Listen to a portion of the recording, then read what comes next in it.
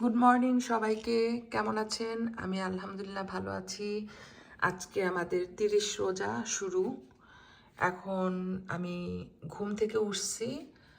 আজকে আমার জব নাই, সেই জন্য কোনো তাড়াহুড়া নাই। তো প্রথমে আমি যেটা করব, এখানে অনেকগুলা জিনিস আছে ধোয়ার, সেগুলা ধুয়ে নিব। অনেকগুলা না, মানে টুকটাক কিছু জিনিস আছে, এগুলা ধুতে হবে। তারপর আমি দিন শুরু করব। আজকে 30 রোজার জন্য যতটুকু পারি ইফতারি বানাবো, তবে অনেক বেশি বানাবো যে তা না, হালকা পাতলা ইফতারির আয়োজন করব। কারণ আমাকে আজকে ঈদের জন্য রান্না করতে হবে, আবার ঘর গুছাতে হবে। তো এত কাজ একসাথে করা যাবে না, যেহেতু মানুষ আমি একজন। সেজন্য ভাবতেছি যে ইফতারির আয়োজনটা থাকবে সিম্পল, আর ঈদের জন্য যে রান্না করব সেগুলাও আজকে আমি করে ফেলব। তাহলে আমি ঈদের দিন ফ্রি থাকতে পারবো, বেশি ঝামেলা করতে হবে না, আর ঘরটাও গুছাতে হবে। সো আমার অনেক কাজ। এখন আমি ফ্রিজ থেকে মাংস নিয়ে আসলাম। তো খুবই কনফিউজড, কি রান্না করব, বিরিয়ানি রান্না করব নাকি পোলাও করব। তো হাজব্যান্ড বলতেছে চিকেন বিরিয়ানি করতে। তো ওর কথাটাই শুনবো, কারণ ওরা তো সবসময় ঘরের খাবারটা খায় না। যেহেতু খেতে চাচ্ছে, চিকেন বিরিয়ানিটাই করব। তো এখন আমি মাংসগুলোকে ভিজাই দিব। এখানে চিকেন নিয়ে এসেছি।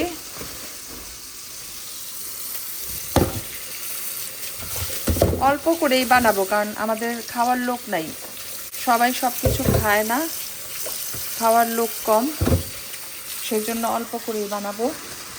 আর দেখি এই চিকেনটাও ভিজাই দিই। তো আজকে আমার 30 রোজার ইফতারিও বানাতে হবে, লাস্ট ইফতারি এই বছরের।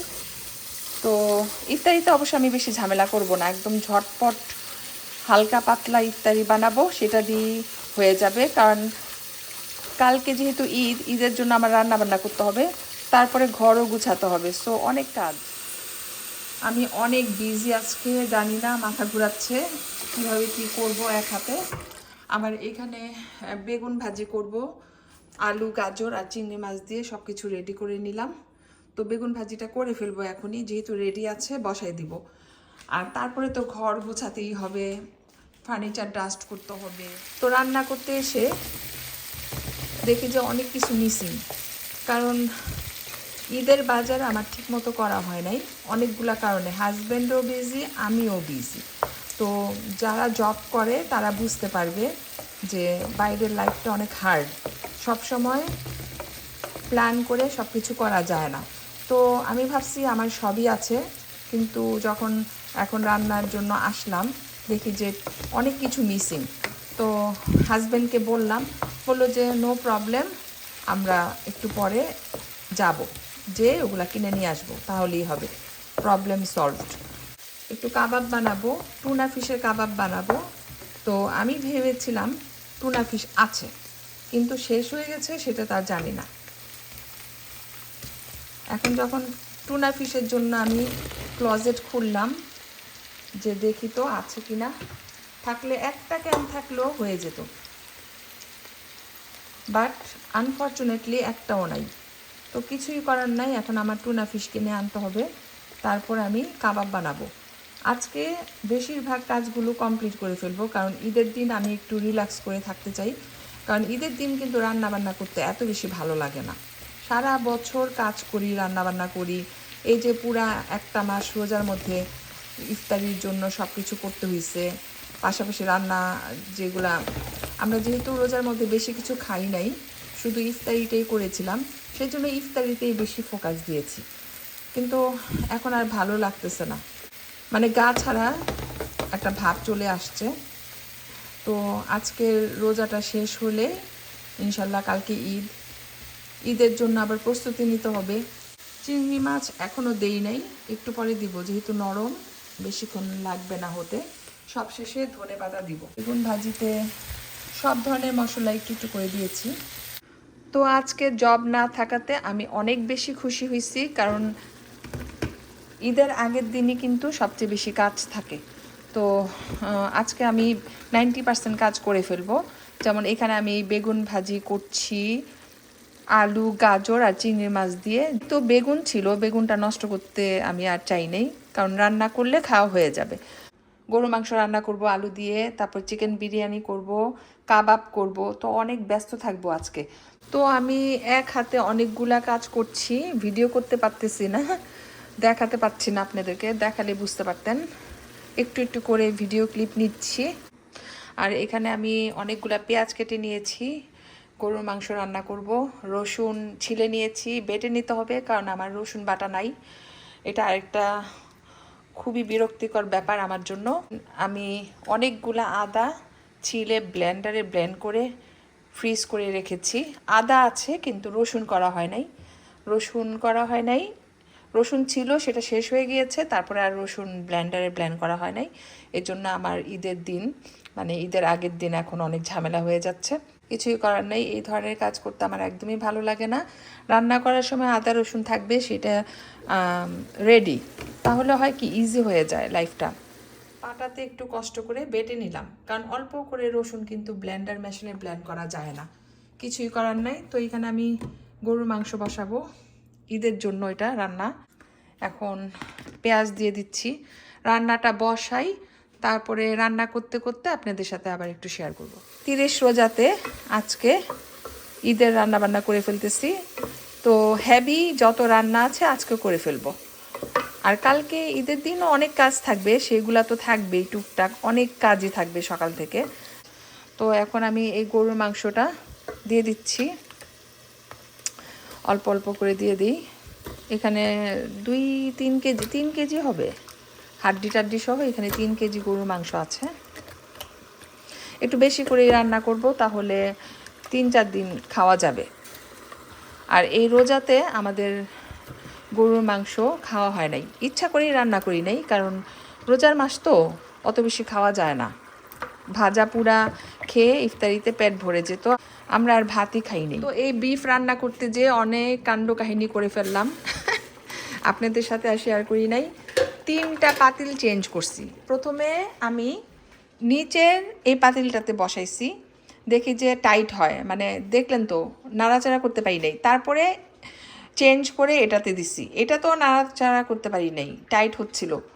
তারপরে কি একটা অবস্থা, তারপর নিচের থেকে যে এই বড় পাতিলটা নিয়ে আসলাম, এটা হচ্ছে 3 নাম্বার পাতিল। বিশ্বাস করেন এত রাগ লাগছে, এরকম প্রবলেম আমার আগে কখনোই হয় নাই, বুঝতে পারি নাই। তো যাই হোক, বড় একটা ছড়ানো পাতিলে এখন মাংসটাকে বসাইছি, আরও মশলা অ্যাড করেছি। এখন আমি এটাকে ঢেকে রাখবো, তারপরে একটু পরে নেড়ে চেড়ে দিব। আর এখানে আমি মুরগির মাংস ভিজায় ঠিকঠাক করে নিলাম, এটাকে এখন ম্যারিনেট করব চিকেন বিরিয়ানি বানানোর জন্য। তো এই মুহূর্তে আমার কিচেনের এই অবস্থা খুবই খারাপ, আমি এক হাতে সব কাজ করতেছি, সেজন্য আমি ভিডিও করতে পারতেছি না। রান্নাবান্না যখন কমপ্লিট হয়ে যাবে মোটামুটি, তখন আমি আপনাদের সাথে শেয়ার করব সবশেষে আমি একটু আলু অ্যাড করেছি, সেজন্য আরও 10 মিনিট রাখবো এভাবে। আর এখানে আমি চিকেন বিরিয়ানির জন্য বাসমতি চালটাকে একটু হাফ বয়েল করে নিচ্ছি। এই যে এখানে চিকেন বিরিয়ানির চিকেন রেডি, তারপরে মিক্স ভেজিটেবল হয়ে গেছে, তো বিফ হয়ে গেছে। এখন আমি জিরা টালা দিয়ে দিচ্ছি, এই যে। তো এখানে আমি অনেকগুলা জিরা টালা দিয়ে দিচ্ছি, ফ্লেভারটা ভালো আসবে, খেতেও মজা লাগবে। এই আলুগুলা এত নরম, দেওয়ার সাথে সাথে হয়ে যায়, সেই জন্য আমি আলুগুলা যখন দিলাম উপরে রেখেছি, মানে নেড়ে চেড়ে মাংসের সাথে মিশাই নেই, কারণ দেখা যাবে 5 মিনিটের মধ্যে আলু হয়ে যাবে একদম গলে, মাংসের সাথে মিলে মিশে একাকার হয়ে যাবে, এই জন্য উপরে উপরে রেখেছি আলুগুলা। তো এখন আমি চুলাটা অফ করে দিই, মাংসটা হয়ে গেছে। আর এইখানে ওভেনের ভিতরে চিকেন বিরিয়ানি হচ্ছে 375 ডিগ্রিতে হাফ অ্যান আওয়ারের জন্য দিয়েছি। এখন আমি এই কাঠি সেমাইটা রান্না করব। তো এখানে আমি সেমাই বানাবো, সেজন্য সেমাইটাকে একটু ঘিয়ের মধ্যে ভালো করে ভেজে নিচ্ছি। তো সেমাই হয়ে গিয়েছে। এটা বার্মি সিলন সেমাই, আমাদের দেশে এটাকে কাঠি সেমাই বলে। একদম নরম, বেশি সময় লাগে না এটা রান্না করতে। তো এখন আমি এই সেমাইটাকে 2টা কাঁটা চামচ দিয়ে ঝুরা ঝুরা করে নিব, তাহলে এটা গায়ে গায়ে লেগে যাবে না, ঝুরা ঝুরা থাকবে। তো এখানে আমি আলু সিদ্ধ করে নিচ্ছি, আলু দিয়ে টুনা ফিশের কাবাব করব। আর এখানে বেগুনি কয়েকটা ভেজে নিচ্ছি, কারণ লাস্ট ইফতারি একটু ভাজা পোড়া না হলে তো চলবে না। তো এখানে আমি বেগুনি ভেজে নিলাম, আর কোনো কিছু ভাজাভাজি করব না। ফ্রিজে বুট ভাজি আছে, আর গতকালকের থেকে কিছু ইফতারি বাকি আছে, ওগুলা বের করে গরম করব। আর এখন বানালাম বেগুনি, বাস হয়ে যাবে আজকে আমাদের 30 রোজার ইফতারি। তো এখন আমি এই যে ঈদের জন্য বিরিয়ানি রান্না করে ফেললাম, গরু মাংস রান্না করেছি, এখানে ভেজিটেবলস, এখানে হচ্ছে সেমাই, তো আর টুনা ফিশের কাবাব করব, সেটা আমি প্রসেস করে ফ্রিজে রেখেছি একটু শক্ত হওয়ার জন্য, বের করে তারপরে কাবাবটা করব। তো টুনা ফিশের কাবাবগুলা বানাবার সময় আমি ভিডিও করি নাই, ভুলে গেছিলাম বা অন্য কাজে ব্যস্ত ছিলাম। তো এই হচ্ছে টুনা ফিশের কাবাব, এটা ইনশাল্লাহ কালকে ঈদের আইটেমের সাথে থাকবে। তো আলহামদুলিল্লাহ ফর এভরিথিং, আমার 30 রোজার ইফতারির ব্যবস্থা হয়ে গেছে। রিজিকে যা ছিল তাই খাবো, আর সাথে ঈদের জন্য আমি রান্নাবান্না করে ফেলেছি। এখানে হচ্ছে চিকেন বিরিয়ানি, গরুর মাংস আলু দিয়ে, তারপরে করেছি বেগুনি, সালাদ, টুনা ফিশের কাবাব, জিলাপি খেজুর, মিক্স ভেজিটেবলস চিংড়ি মাছ দিয়ে, পায়েস, কাঠি সেমাই। তো এই ছিল আজকে আমার 30 রোজার ইফতারির আয়োজন এবং ঈদের পূর্ব প্রস্তুতি। তো কেমন লেগেছে জানাবেন। বেঁচে থাকলে ইনশাল্লাহ নেক্সট ইয়ার আবার রোজাগুলা করব, এইভাবেই ইফতারি করব আর আপনাদের সাথে শেয়ার করব। তো এখন 30 রোজার ইফতারির জন্য সব কিছু আমি আস্তে আস্তে রেডি করে নিচ্ছি। আরও কয়েকটা আইটেম বাকি আছে, ওগুলো আমি এখন গরম করে সার্ভ করব। তো ঈদের রান্না বান্না আমি ঈদের আগের দিনই করে ফেলেছি, এটাই ভালো, তাহলে আমি ফ্রি থাকবো, রিল্যাক্স করতে পারবো। সাথে চা আর কফি তো থাকবেই। সবাই আমাদের জন্য দোয়া করবেন, আমিও আপনাদের সবার জন্য দোয়া করি। ভালো থাকবেন, সুস্থ থাকবেন। আল্লাহ হাফেজ, হ্যাপি রামাদান, আর অ্যাডভান্স ঈদ মোবারক সবাইকে। ঈদ মোবারক।